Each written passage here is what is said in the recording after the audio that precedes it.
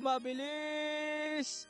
Recap, Onyx PH, pinaiyak ang Indonesian fans matapos talunin ang kanilang Indo Pride team na RRQ Hoshi sa mismong kanilang bansa at magkampiyon sa ESL Snapdragon Pro Series Mobile Master 2025.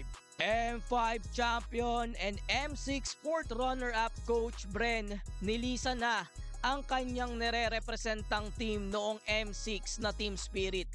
First time in MLBB Esports history magkakaroon ng playing owner sa isang team. Zico guys maglalaro sa kanyang org na binuo na CG Esports sa padating na Season 3 ng Mobile Legends Academy League Malaysia. Minerva Esports pinakilala ang pinakabatang amateur player sa buong Pilipinas na si Bon.